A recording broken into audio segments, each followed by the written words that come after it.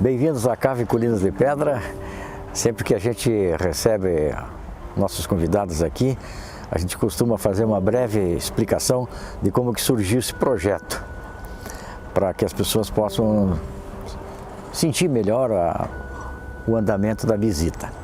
Essa área aqui ela foi adquirida há 21 anos atrás, é uma área de 45 hectares, que foi inicialmente estudada para ser um hotel-fazenda, na verdade uma pousada ecológica. Mas com o passar do tempo a gente acabou descobrindo que nós tínhamos uma outra forma de explorar o local, quando nós acabamos de comprar uma antiga estação de trem de Roça Nova, aqui em Piraquara. Aí compramos também um vagão liturina, que estava desativado, e também acabamos comprando um túnel, que fica a 200 metros daqui, que passa por baixo de uma grande montanha de granito e tem 429 metros de extensão. E, como eu disse, com o passar do tempo nós percebemos que aquele túnel poderia ser transformado numa cave de maturação de vinhos espumantes, por conta de que ao fecharmos o túnel nas duas bocas, alguns anos depois, 2 anos e meio, 3 anos depois, a temperatura ficou estabilizada entre 16 e 17 graus o ano todo. E com essa temperatura, então, é ideal para você fazer um processo de maturação de vinhos espumantes. Claro que para iniciar um projeto, aqui na nossa região não é muito adequada a produção de uva, porque nós estamos na Serra do Mar. Acabamos por fazer uma parceria com a Cavegás, lá de Pinto Bandeira, que é uma vinícola de referência de espumantes no Brasil. Então a parte da produção deles vem para nós aqui. Nós deixamos 2 anos maturando lá dentro do túnel e depois de 2 anos nós fazemos todo o processo final, que seria a remoagem e o degorgement e a finalização dos produtos. E nos finais de semana nós recebemos turistas aqui do Brasil inteiro, muitos turistas estrangeiros também, que vêm tanto no sábado quanto no domingo para conhecer a nossa cave, fazer degustação e depois almoçar aqui na estação de trem. O nosso projeto é administrado pela minha família, sou eu, minha mulher e meu filho, cada um tem uma função. Meu filho cuida de relações com o cliente, minha mulher cuida da parte da gestão de toda a cozinha e eu cuido da infraestrutura e a parte financeira, claro. Então, eu tenho muito prazer de poder apresentar a vocês o nosso projeto.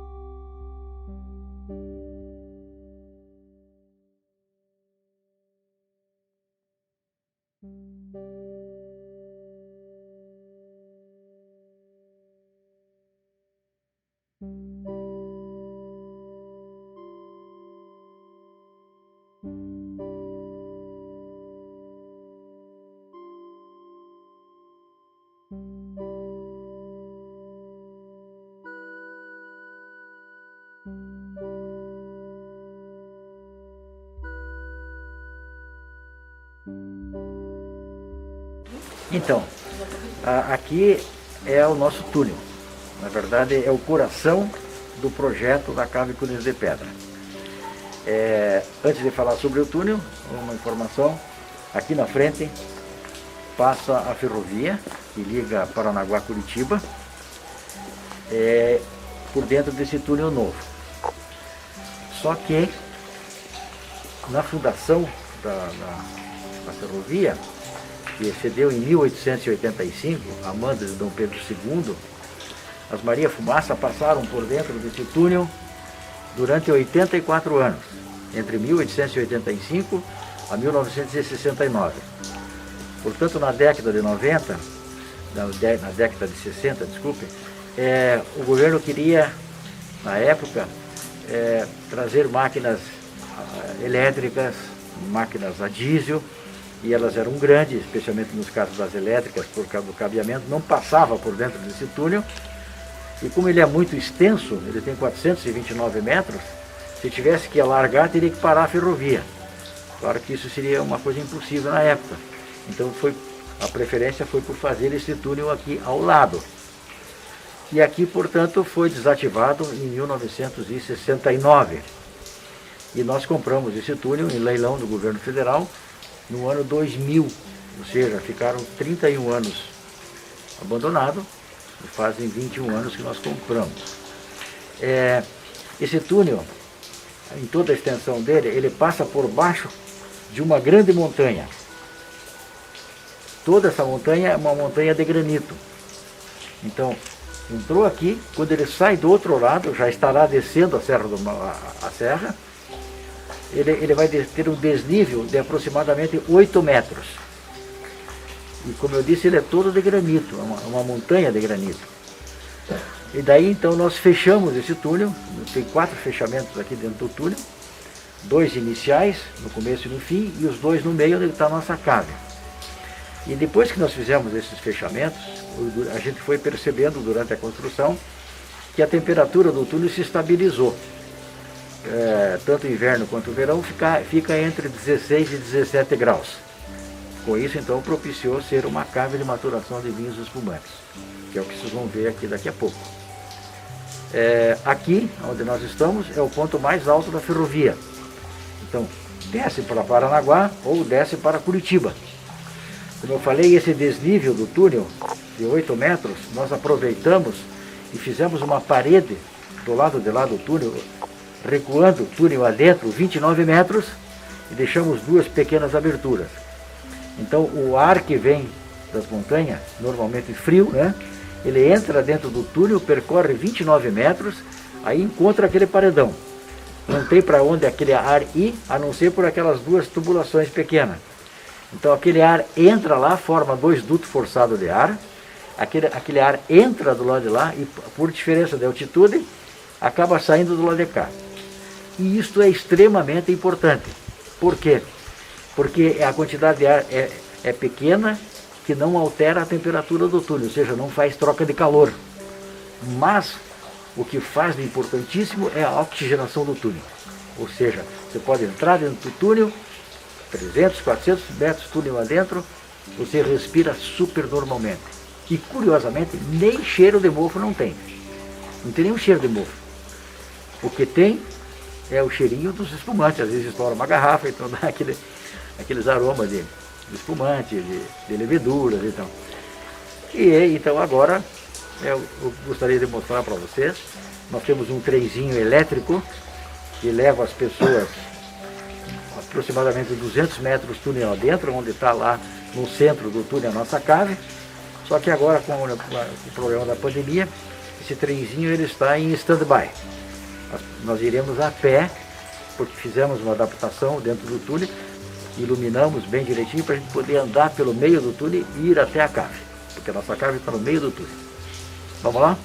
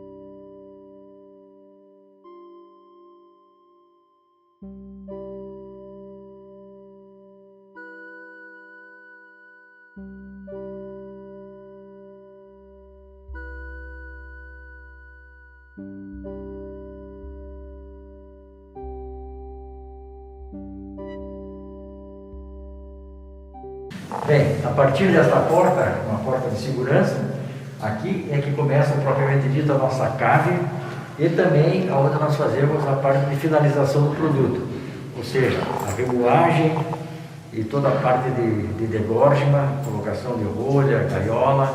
O produto sai daqui finalizado, só sobe lá para o nosso depósito para poder fazer a rotulagem, porque aqui é muito úmido, os rótulos não colam. Então aqui, logo na frente, você já vai verificar, é a nossa sala de degorgema, depois vem as prateleiras, todas em granito, onde estão os nossos espumantes. Vamos lá?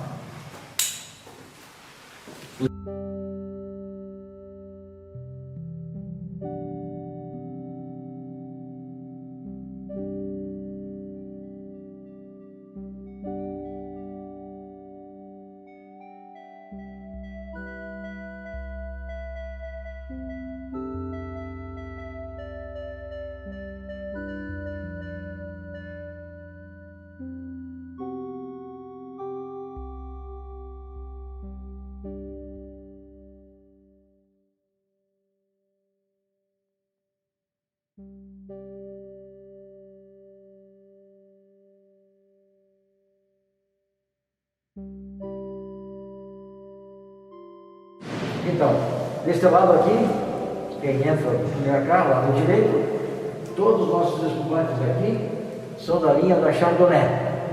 Aqui elas ficam envelhecendo nessa posição durante 2 anos no mínimo, fazendo exatamente o processo de maturação, onde o vinho começa a ganhar complexidade. Já deste lado aqui, todas as nossas caves estão ocupadas com os espumantes das Pinot Noir. A mesma coisa, ficam 2 anos maturando aqui até finalizar, vai para o pupitre para dar o giro da garrafa e depois vai ali para aquelas máquinas para fazer a retirada das leveduras e a finalização do produto.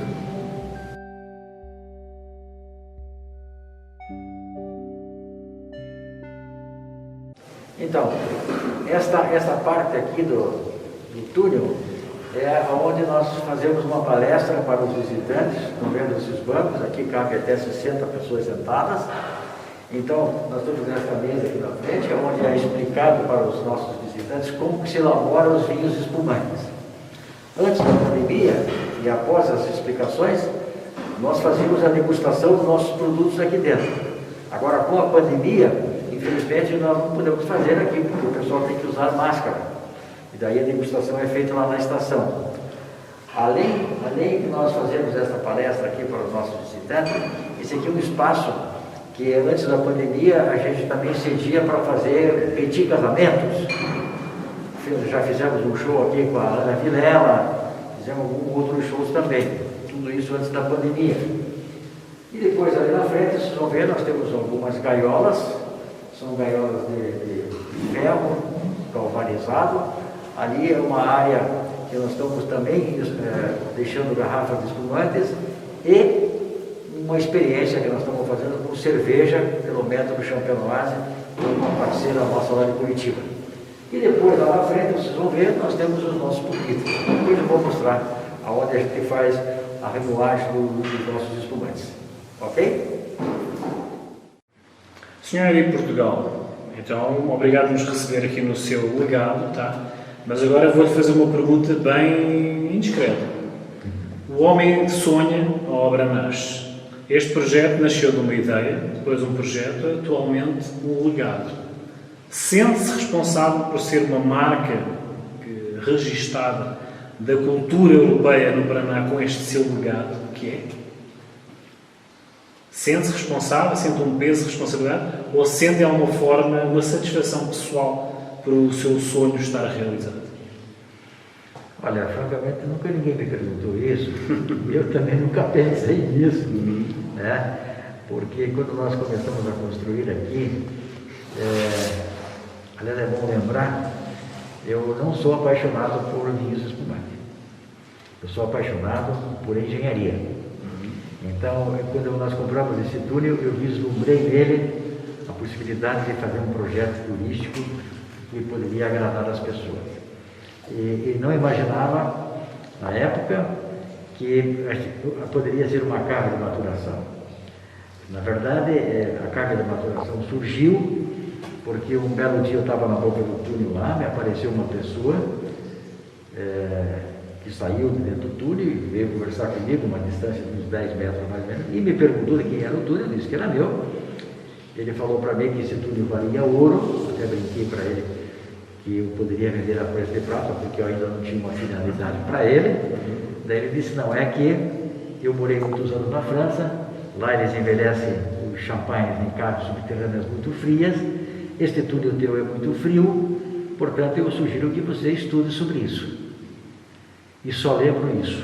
Não sei para onde que ele foi, não sei quem é essa pessoa, e francamente até nem sei se ela existe, mas não veio o caso. O importante é que eu recebi a mensagem e a partir dali de 2007 nós começamos então a investir neste projeto aqui. Claro que durante a execução do projeto nós ficamos estudando 3 anos, fiz algumas viagens para a Europa, especialmente para a França, Portugal, Espanha e Itália, para me ver como é que era esse mercado dos vinhos espumantes e entender um pouco do ramo. Fiz vários cursos, comecei fazendo sommelier no Centro Europeu e fiz outros estágios em vinícolas para me entender o mercado. E aí então chegamos à conclusão que era viável o túnel ser uma cave de maturação do espumante. A partir daquele momento, alguma coisa me tomou minha alma, meu espírito, para que eu construísse isso. E durante a construção, a maioria dos meus amigos, da minha família inclusive, achavam que era uma loucura eu estar fazendo isso, porque era um projeto que não tinha nada parecido no mundo e que a gente estaria dando um tiro, tá certo, sem saber muito. Mas em verdade, eu acreditei nisso desde o início, e tanto que demoramos 7 anos para construir todo o projeto nosso. Depois de pronto, a gente chega aqui e olha nisso daqui, francamente, eu não me sinto idealizador, eu não me sinto dono. Tudo bem, eu comprei o túnel da rede ferroviária e tal, mas isso aqui é tão bonito, esse túnel é tão bonito, a cave ficou tão bonita, que eu apenas curto ela. Como se ela não fosse minha, não interessa, tá certo? É um patrimônio histórico isso daqui. Eu estou aqui de passagem, né? Então, eu sei que é um legado que a gente vai deixar, a transformação em cave. Mas o que é grandioso, o que é lindo, é esse túnel que foi construído na época do Brasil Império, como eu já disse, em 1883. Então, a minha satisfação é de receber as pessoas aqui, as pessoas admirarem, curtirem isso enche a minha alma, não de orgulho, mas sim de satisfação de poder ter feito algo que as pessoas gostam. O Sr. Arigo criou uma ligação entre o passado e o futuro. Sente-se como esse elo de ligação? Como que é? Sente-se como sendo o elo de ligação entre o passado e o futuro através desta sua obra? Olha, esse tipo de obra, que a gente chama de obra de arte, de engenharia, ela é uma obra que normalmente ela perpetualiza. Correto. Então, aqui nesse caso, desse túnel, pela configuração dele, né, é uma obra que vai eternizar. Né? Eu não tenho nenhuma vaidade, né, de imaginar que daqui a alguns anos vão lembrar do meu nome, tá certo? Não, vão lembrar de muitas pessoas que trabalharam aqui, principalmente durante a execução do túnel, lá em 1883.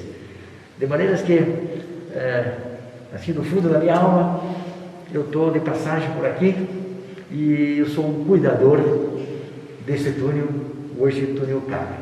Mas foi a variável que era necessária para descobrir este testemunho. Estamos a falar de história, estamos a falar de império, estamos a falar de alguma forma de alguém que deixou a sua marca.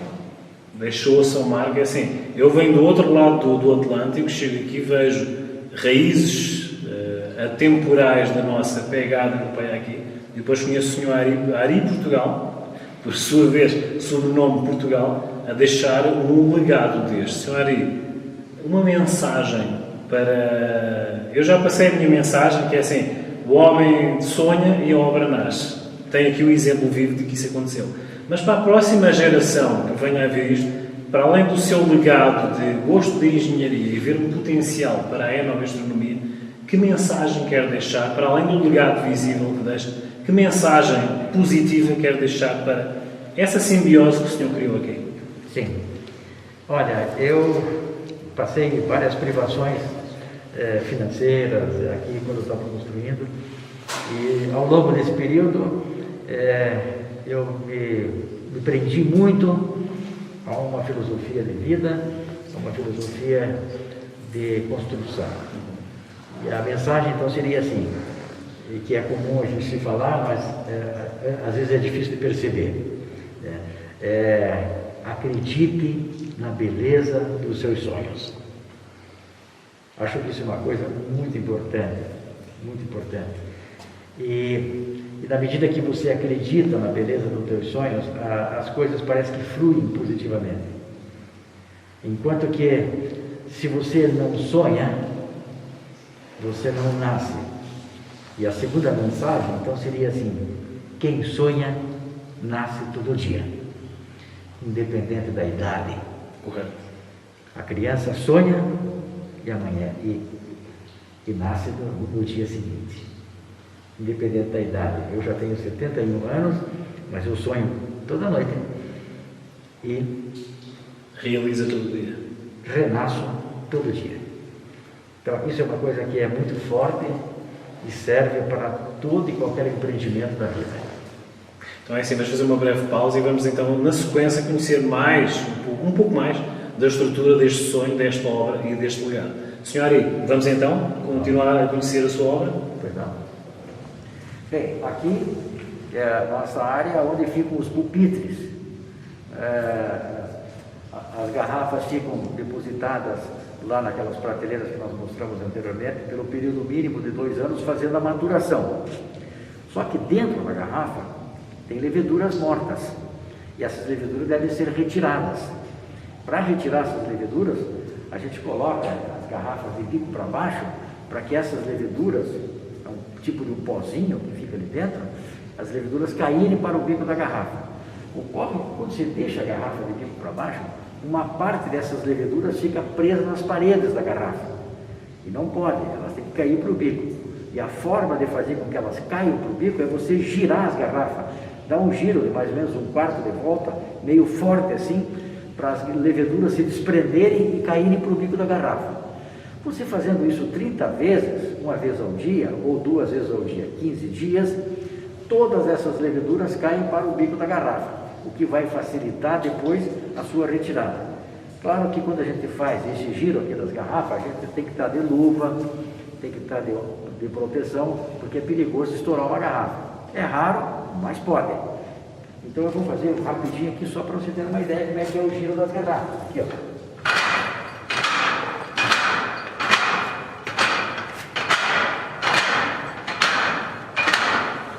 Eu consigo girar 720 garrafas aqui em exatamente 12 minutos. É muito rápido, porque a gente já tem prática, né? Faz isso uma vez ao dia só e daí ela fica pronta para ser degorgeada, ou seja, para retirar as leveduras e finalizar o produto. Quando a gente fala em finalizar o produto, significa, como que você retira as leveduras? Deixa a garrafa de bico para baixo, aqui, ela vai concentrar lá no bico, leva para uma geladeira, baixa a temperatura da garrafa para 0 grau, com isso você diminui a pressão interna. O próximo passo leva para um pequeno tanque que tem álcool a 70%, a uma temperatura negativa de 25 graus, deixa a garrafa de bico para baixo dentro desse tanquinho, apenas 5 centímetros, em 3 minutos aproximadamente, congela o bico, aí você pode deixar a garrafa em pé, fica aqui aquele bloco de gelo aqui em cima. Dentro desse bloco de gelo estão as leveduras. Aí você abre a garrafa e ela vai dar um pequeno estouro. Aí expulsa aquele bloco de gelo, leva embora as leveduras. Na sequência, a gente adiciona os licores, que vai dar os diferentes tipos de espumante. Se não adicionar nada de licor, que é um licor doce, ele vai ser uma nature. À medida que você vai aumentando a quantidade desse licor, ele vai mudar, o espumante muda de nome. Sai de nature, essa brute, sec, demi-sec e doce. Então essa escalada é a quantidade de licor que você adiciona antes de colocar a rolha definitiva. Colocou o licor, ele vai para uma outra parte da máquina que você vai colocar a rolha. A máquina coloca a rolha, ela vai para uma outra parte da máquina, onde já estão as gaiolinhas aqui em cima, e tem um cilindro pneumático que empurra a garrafa para cima e sob pressão achata a rolha junto com a gaiola e a própria máquina amarra a gaiolinha. Por isso que quando ela sai da máquina, a garrafa, a rolha aqui em cima, parece um cogumelo, exatamente porque ela achatou e amarrou com a gaiolinha. É necessário você amarrar, porque essa garrafa, depois de aberta e colocado a rolha definitiva, ela vai permanecer com mais ou menos 5,5 kg, 5 kg de pressão, que vai dar mais ou menos umas 70 libras aproximadamente de pressão. Portanto, se você não amarrar a gaiola, ela vai soltar a rolha, ela vai explodir a rolha. Então daí a gente enfeita ela, lógico, coloca a cápsula, a rótula, contra-rótula, ela fica descansando por um tempo para dar uma estabilizada, daí está pronto para o consumo. Senhora, diga uma coisa, como é que surge o gás carbónico dentro da garrafa de espumante? Esta é a grande descoberta de Dom Perignon. Por quê? Como é que se faz um vinho espumante em poucas palavras? Em primeiro lugar, você tem que fazer vinho. Você tem que fazer um vinho normal. Ao invés de você levar ele para um barril de carvalho ou já engarrafar como um vinho jovem, este vinho se chama vinho base na nossa indústria. Dentro de um tanque, digamos lá de 5.000 litros desse vinho base, você adiciona leveduras, fermento, né? Leveduras e açúcares. Aí mexe bem e engarrafa este vinho. Então, o que você vai ter dentro da garrafa? Você vai ter vinho, açúcar e leveduras. Como tem açúcar e leveduras, as leveduras se alimentam de açúcares. A levedura come o açúcar, automaticamente se transforma em álcool etílico, vai produzir calor pela fermentação e vai produzir gás carbônico. Então, assim que você engarrafa este vinho com açúcar e com levedura, é colocada uma tampinha provisória de aço inox normalmente, e ela vai para uma cave que vai ficar a uma temperatura entre 10 e 12 graus durante 4 meses, em média. Nesse período de 4 meses, o que está acontecendo dentro da garrafa? Está fermentando, está produzindo calor, por isso a temperatura tem que ser baixa, para ter uma fermentação lenta, está produzindo gás carbônico. No final de 4 meses, as leveduras morrem, porque elas já comeram todo o açúcar que tinha ali dentro da garrafa, elas morrem. Só que todo aquele gás produzido pela fermentação dentro da garrafa fica retido, porque aquela tampinha de aço inox fecha a garrafa hermeticamente. No final desses 4 meses, aquele espumante, se você for medir a pressão dela, tem um equipamento que se chama afrômetro, para você medir a pressão, você vai constatar mais ou menos 6 kg de pressão. Então, aí é aquilo que eu expliquei. Daí, a partir deste momento que as leveduras estão mortas, é que elas vêm para cá, aqui na cave, e ficam 2 anos fazendo a maturação para o vinho ganhar complexidade.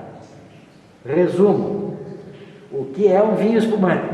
É um vinho comum, como qualquer outro, porém com gás carbônico produzido pela fermentação dentro da própria garrafa. Fermentação natural. Fermentação natural. Por isso que ele se chama vinho espumante. Quando você abre a garrafa, dá aquele estouro, porque ele tem gás concentrado ali dentro. Correto. Este método, na França, se chama método champenoise. E nós também adotamos o mesmo linguajar. Tem o método champenoise, que é o método tradicional, digamos assim. Por isso, os vinhos espumantes que são feitos por esse método, permite você deixar ele envelhecendo em cave 12, 13, 15 anos ou mais. Lógico que quanto mais tempo ficar dentro da cave fazendo essa maturação, ele vai ganhar mais complexidade e, consequentemente, mais preço. E agora uma pergunta difícil. Tem a intenção de uma denominação de DOC nas suas capas? Não, é difícil porque o nosso produto é o resultado de uma parceria, como eu expliquei, com a Cavegás. Correto. A Cavegás está localizada em Pinto Bandeira, no Rio Grande do Sul, do lado do Vale dos Vinhedos, mas é outro município. Ali sim tem uma denominação de origem do espumante brasileiro. Aliás, é a primeira denominação de origem do espumante brasileiro. Correto. E que hoje já é conhecido no mundo inteiro. Porque, aliás, o Brasil é conhecido pela excelência dos seus espumantes. Correto.